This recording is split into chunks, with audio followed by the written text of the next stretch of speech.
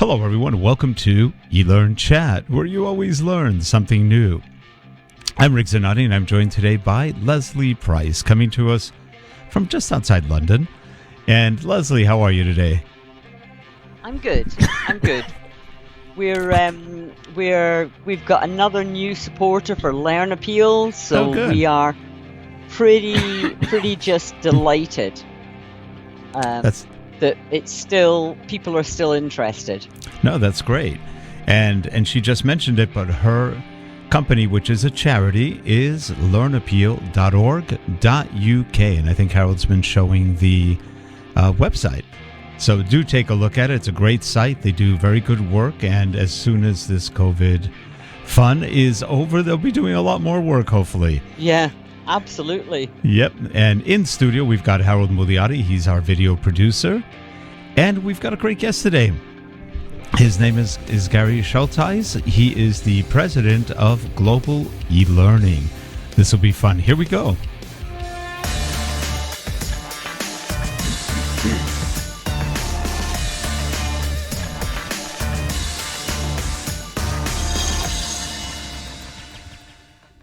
More and more people are working remotely every day.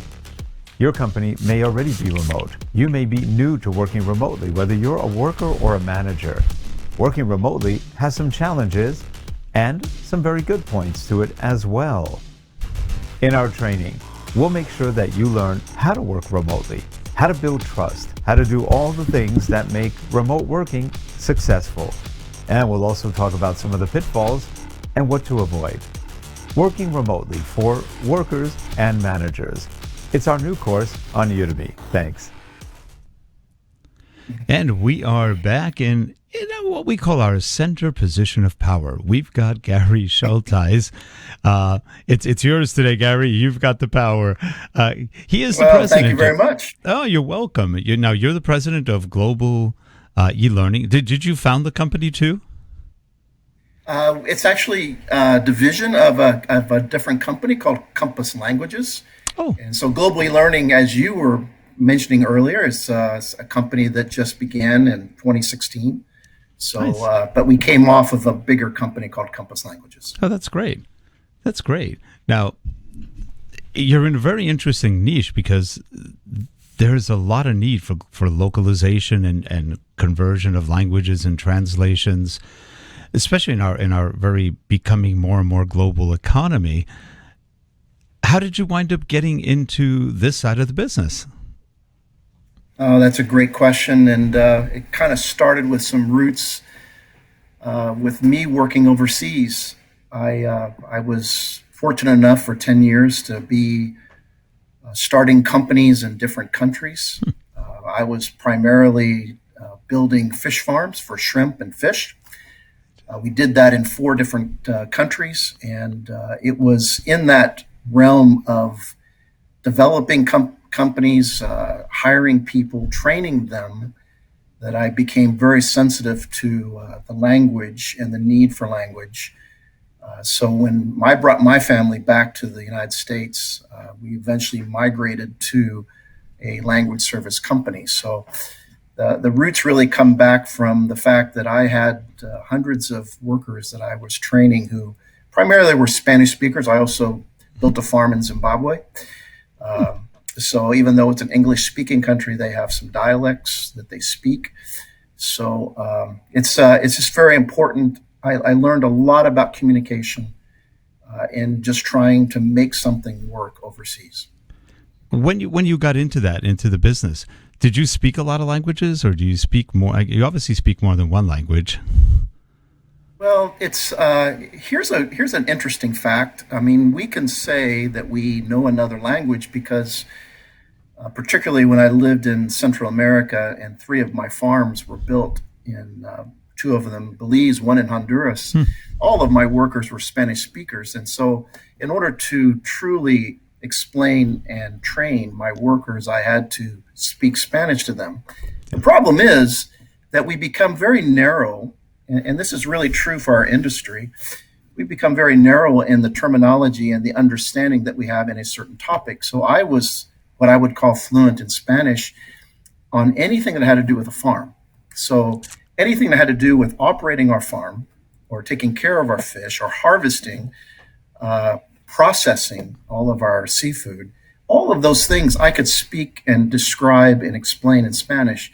But as soon as one of my workers would say, Gary, how's your family?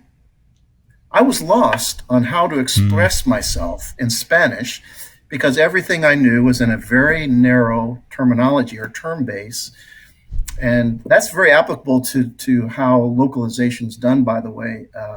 We have a network of thousands of professional linguists, and the reason why we have to have so many is because it's not enough that you understand how to translate from, let's say, English to Spanish, but you have to have a subject matter expertise as well. You are practiced in a certain field, and you become very good at knowing that field, but that doesn't qualify you for knowing something about medical or something about engineering, simply because you've done a lot of accounting, let's say. So that's why our pool of linguists. There, Gary, it's not just within one language; it's even within a country. So if you look at language and terminology and expressions in London, they are very different to Wales. They're very different to Northern England, very different to Scotland, and very different to Ireland. And I know it's the same, having apparently when I go to, I speak German, and when I go to Germany, the people there understand me because apparently I speak Hochdeutsch. I speak High German, which people understand. I don't speak Dialekte. And if you speak Dialekte, so many people can't understand you. Correct. That is correct.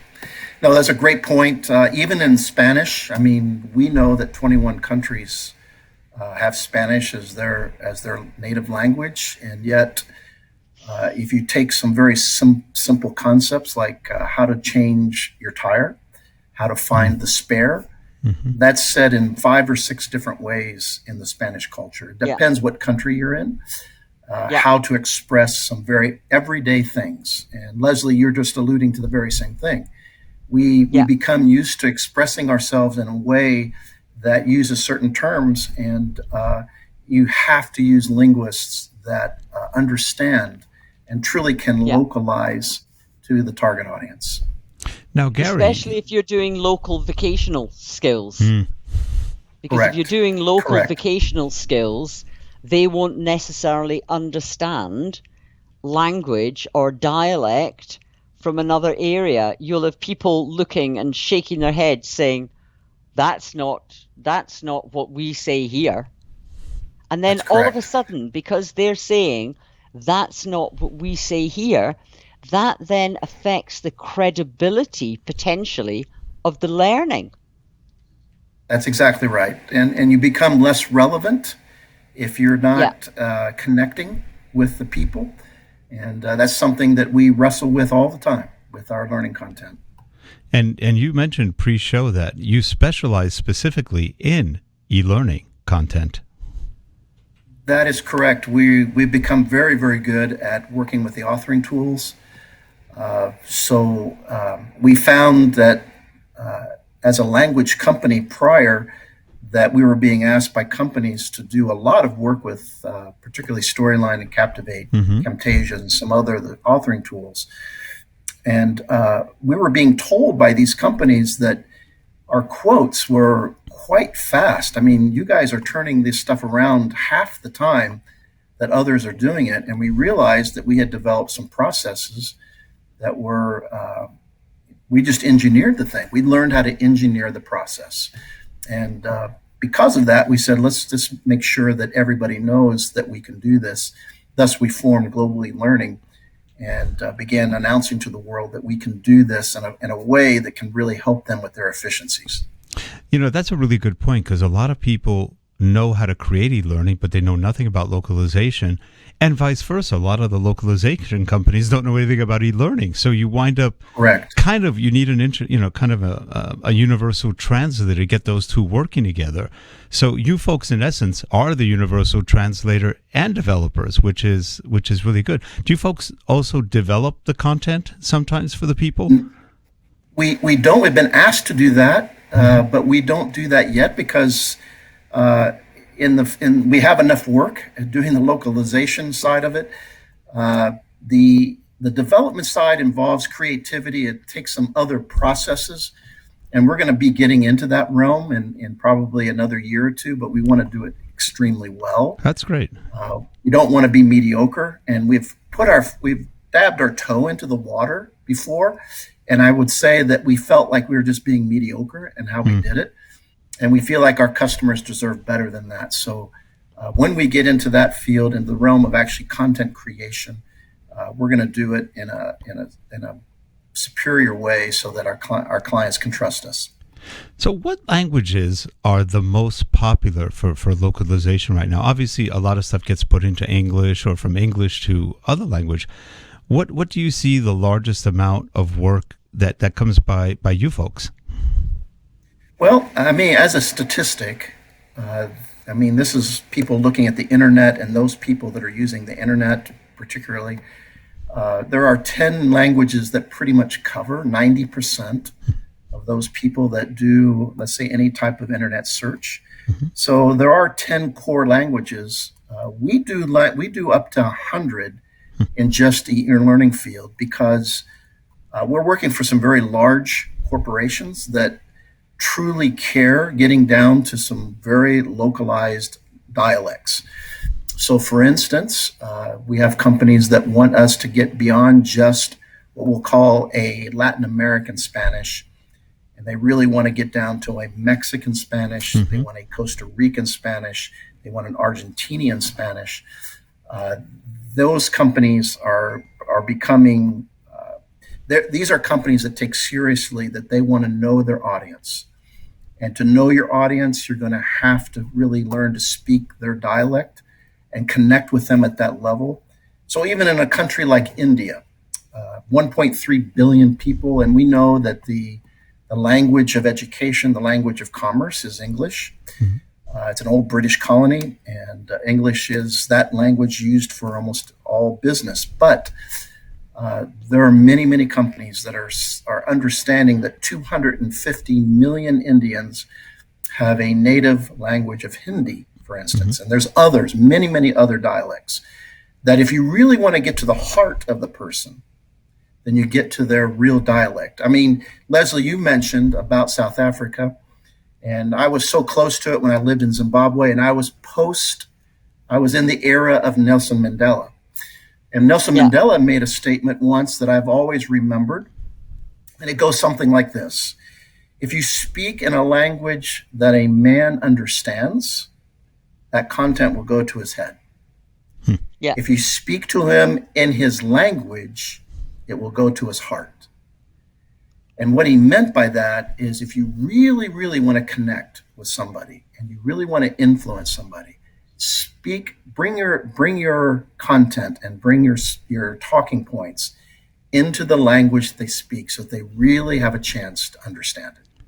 You know, Gary, part of the problem though, in the countries in Africa, whether it be South Africa, whether it be, what is now, what was Rhodesia, what is now Zimbabwe, all these countries, part of the problem is the huge number of different local tribal languages that there are. I mean, I can think of loads, Tswana, Xhosa, Zulu, I can think of loads just off the top of my head. And That's an correct. awful lot. And what they talk about in these languages, because in schools and because in business, a lot of everything they learn tends to be in English because that is the language of government. That is the language of business. That is the language of government. So an awful lot of what you're then, if you're trying to talk about banking or the way to do this or the way to do that or the way to do the next thing, there aren't even the words in the local dialect to describe it. Very true. So when you're speaking, this is what people, when they visit South Africa or Zimbabwe, don't understand. When they're speaking to the people, they'll be speaking in English, and then all of a sudden people will go into their local dialect, and then the next thing is they start saying words in English again because there isn't That's any right. local word. I know it's bizarre, that's really true. but it's true. Well, if you look at something like Japanese, it's one of the few languages that actually has a subset language called katakana, which is strictly for foreign words. And it's interesting how they have their language and they have their scripting kind of hiragana, which is the script for some of it. And then they have katakana, which is for all words that don't quite fit their language. And I studied Japanese, and I remember that was really interesting how, and it's mostly like a phonetic type tertiary language that they use. It's just interesting what's out there. Do you see a demand for Chinese in today's day and age? Oh, there's very much so. I mean, it's a large people group, and you have to remember, we're talking about how far do you go to reach people, and in essence, it's a business decision, right? There's got to be return on investment on the cost and the time invested in localizing to a particular language. So China is a big market. I mean, 1.3 billion people. Yeah. They have, because under the communist regime, they have simplified their language. We call it simplified Chinese. And so you can reach all of those people in a written form through simplified Chinese. It's an easy market to reach with a lot of people. So there's a heavy demand for it. A lot of companies obviously have manufacturing in China. They source products in China. We have certain associations that are trying to recruit members. So, for instance, if you're an association and you want to grow your membership, and let's say you're this one particular organization is nursing, and you want to recruit nurses in the country of China, so you offer training and you certify these nurses as part of your membership in the association. And so we developed e-learning courses for teaching how to learn certain nursing concepts, how to practice nursing, and then be certified against it. So it's a combination of test prep material and then a test bank that has to be secure. And so therefore people can learn the material and then they can go ahead and take a test and show that they have enough knowledge that they can be certified in that particular field. How do you go about hiring translators or people who can not just translate but can really have a good handle on both languages that they're going from and to, or vice versa? What's the criteria that you folks use to find? You've got, I saw your website, you've got thousands of people doing this, and how do you find the ones that are good? That's a great question, and it's a very relevant question. We don't hire them. I mean, these are linguists that are all professional linguists. There's so many that we have to have access to because we never know the subject matter, which direction is important. So fundamental principle number one is that a linguist that we hire to do a translation project has to be a native speaker in the target language. Okay. So they're fluent in the source language. Let's say it's English. Let's say an English company wants to get material into Chinese. So what we would do then is we would hire 2 linguists who are native Chinese speakers who are also fluent in English. And we do not use those same linguists to go the other direction. So if we go from Chinese to English, now we have to find an English native speaker who happens to be fluent in Chinese. It's a whole different set, whole different group of people. And the reason we do that, Rick, and Leslie, you probably understand this too, is that we have, there's a way to express ourselves. I mean, we may understand German or Spanish, but when we go to express ourselves, we can express it in our native language very easily.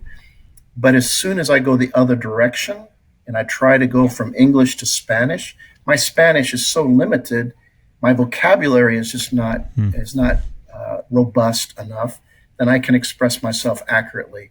And I will just struggle with trying to get something said properly. So we stay with native speakers in the target language. And therefore, when somebody says, I can go either way, we just don't accept that. You tell us what your native language is. That's the direction. That's why I said, when I'm in Germany, the local people there said, oh, it's so good because you speak High German. And High German was what they were all taught in school. So although they maybe had different local dialecta from different areas, they all spoke High German because that was the way they were taught in school. That was the business of, that's what happens in business. That was government. If they then want to go down the pub with their pals, they then, go into the local dialects in exactly the same way as we do in the UK. Right. And I'm sure it's the same. I'm sure it's exactly the same in the States. Exactly. Yes. Yeah, in the States, we've got probably 3 or 4 fairly regional accents, which probably, if not even more in some places. And it's so funny because sometimes in the States, you may not understand a regional accent that well, especially on phones. You may not be able to quite make out where somebody's from or who they are or anything else. And there's a lot of different accents in the States. So it's a big country. It's a wide country. And it's not just the accent, Rick. It's the terminology. That's right. That they use. Because they use different expressions. And I'm sure that Gary will agree with this, that it's not just the accent. It's the terminology. Yep. Now, I have a question for you, Gary. Please. How do you vet once something's translated that it's actually correct? Do you have somebody QA the translation, or does the client take a look at it and say, yay, nay, let's make a couple of adjustments? Because I can imagine that could get complex sometimes, especially even though they're native speakers, there may always be a little tweak that needs to be done.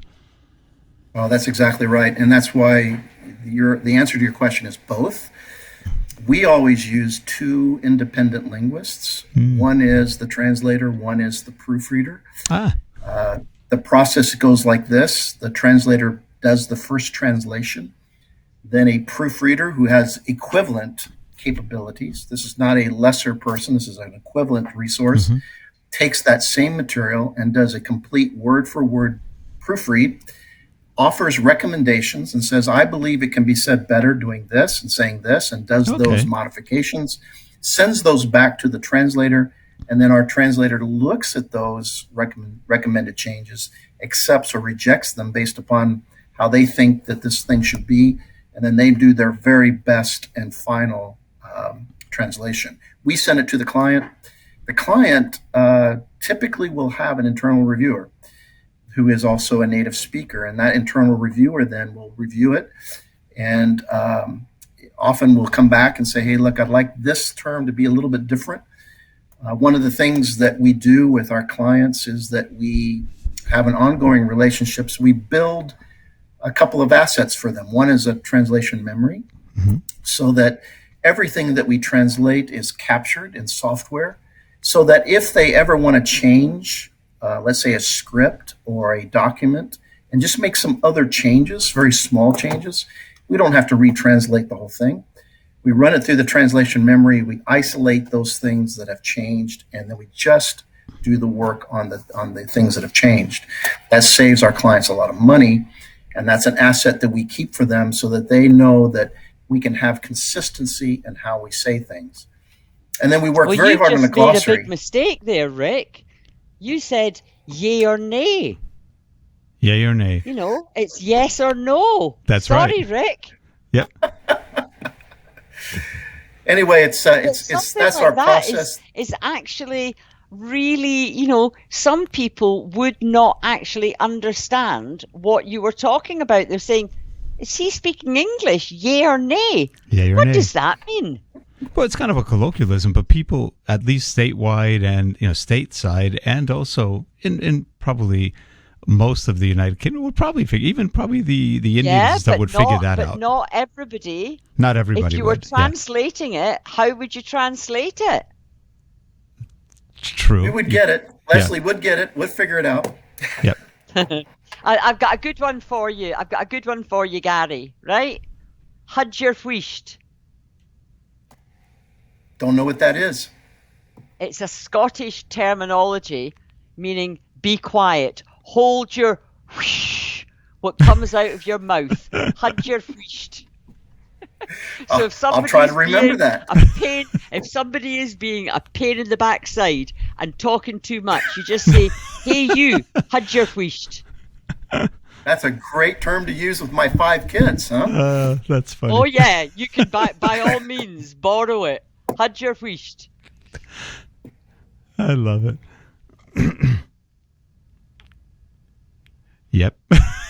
You left everybody silent there. Yeah, well, let me go back to your question. I actually said it at I was at a big awards dinner, and I was giving a spiel about Learn Appeal, and everybody in the audience was chatting and talking, and I eventually banged my hand on the lectern and said, "See you lot out there, had your wished," and I said, "And by the way, that means be quiet." And everybody in the audience started clapping.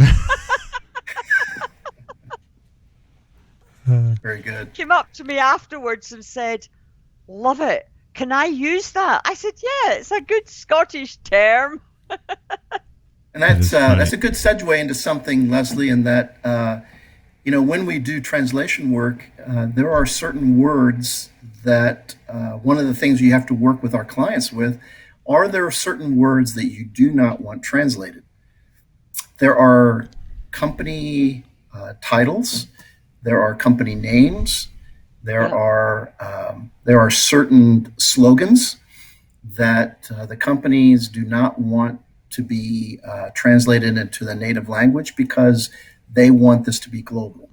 They want this phrase to be something that it stands out even in English. And so it is something, part of the work of doing localization is working closely with clients and getting their instructions. I mean, our project managers are excellent at asking a lot of questions to our clients about exactly how do you want to do this so that your style, and every company likes to have a voice. And so how do we do a translation that represents your voice? The bigger the company, the more that they want to have a distinct voice, which means there's certain ways that they want to speak and talk and come across in the culture. I'll give you a great example is that we have a very large client who is working very diligently into the marketplace of India. And we've really struggled because the 250 million people that speak Hindi, this company wants to reach a certain age group of people who are the young adults. They're age of 18 to, let's call it 30. A lot of our best Hindi linguists, I would say, are in the age of 40 to, let's say, 50. They have lots of experience. They are very, very good at what they do. But they were unacceptable to this client in the way that they were coming across with Hindi because it wasn't the voice that they were looking for to attract an age group that was a target group. Yeah. They wanted something that incorporated a little more slang, a little bit more edgy words. They didn't want to use the traditional business terms. And this is how we grow with clients on in a sense, getting them to have their own voice, to have their own style and preference of speaking. There's 100 ways to translate a single sentence. And the company wants a very specific way of doing it.